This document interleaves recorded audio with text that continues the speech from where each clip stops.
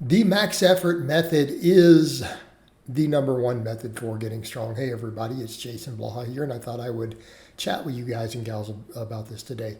And again, I agree with this. Louis Simmons always said this. This was his thing, and I've seen many other people, even people I don't like and get along with, all agree and say the same thing. We've seen, Alex Leonidas even has said the same thing. Because again, we come from a similar, number of people that we listen to. In fact, he used to get all his lifting and strength information from my channel back in the day. He commented in it every day. But again, we all kind of agree on this, though. The max effort method is the best method for developing strength. And when we say that, what people don't understand, with the max effort method, we don't mean because of specificity on the lifts. We mean as a general tool. So this is something that even Louis Simmons realized, and this is where a lot of people get thrown off. Do you think doing 1 rep maxes with similar lifts that are not quite the same as a lift you want to increase on will get you stronger? Or do you think doing a lighter technique work that isn't truly heavy will? Ooh, people don't get this one. They're like, well, I could do technique work at 70 or 80%. It has no carryover. People will say, what? I am telling you that bench pressing or squatting at 75 or 80% of your 1 rep max has no technique carryover to your maxes. None. Because you're not doing max effort. You're not performing maximum exertion. Maybe if you go to failure or 1 rep from failure, you're getting a little bit of carryover. But if you're not anywhere near there, you're getting zero. Okay, because they're not the same lift. In other words, if you squat 500 pounds as a max, a 400-pound squat is not the same exercise. The technique is not the same. The muscle distribution and recruitment rate is not the same. The coordination is not the same. Now, does this mean that people can't do a bunch of rep work and get stronger? No, of course they can. A bigger muscle is a stronger muscle. And if you do a bunch of hypertrophy work, your strength ceiling will go up. All right, so let's say you don't ever practice maxes, because this matters. So untrained maxes, yes, hypertrophy work will always go up. So let's say you don't do anything under 5 reps ever. That's your lowest, and so you do a lot of 8s and 10s and 12s, and you gain muscle every year. And if you come in and you test your maxes once a year on the squat, bench, and deadlift, they will go up every single year. As long as you gained muscle, they will probably go up substantially. Even if you never max, just based on your muscle improvements. This is a fact. Okay? Now, if you've been practicing maxes, they will detrain it, so they may not always go up when you go to test them if you stop doing the really heavy work. And this is a key point with all of this.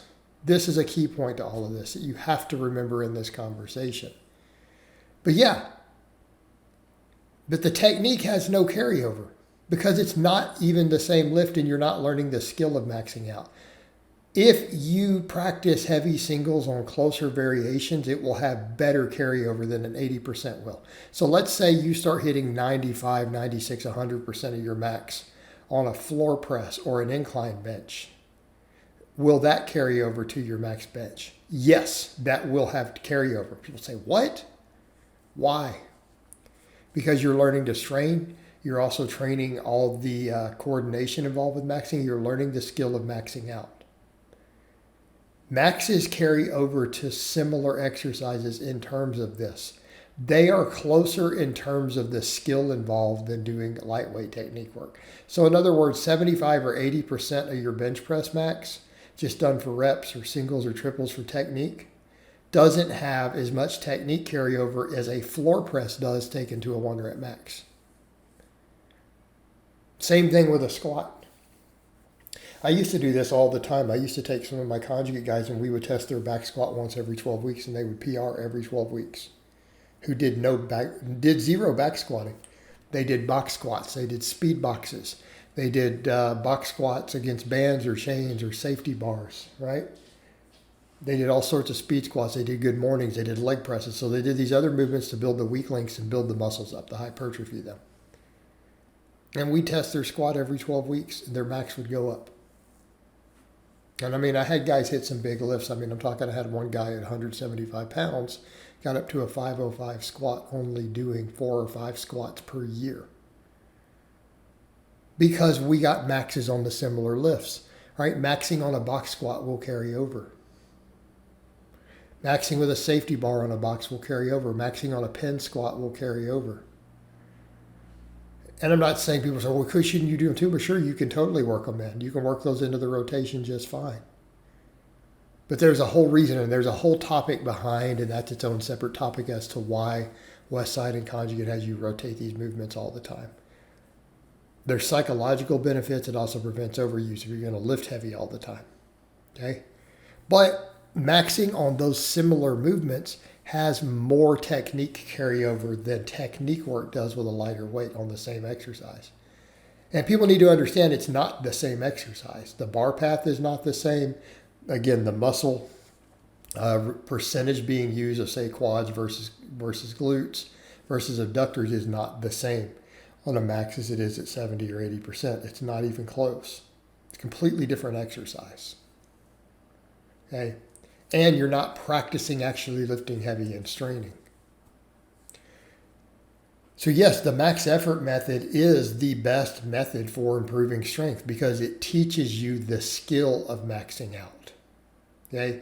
It teaches you the skill of maxing out. And if you practice at maxing out, guess what? You're going to get better at maxing out. And yes, you can max on all sorts of different lifts and variations, and it still has skill transference because the art of maxing out is a skill. You can max on good mornings, and it will carry over some to your squat and your deadlift. In fact, I recommend once you have a really strong low back, you can totally max on good mornings. You can absolutely max on good mornings. You can and you should, and it works.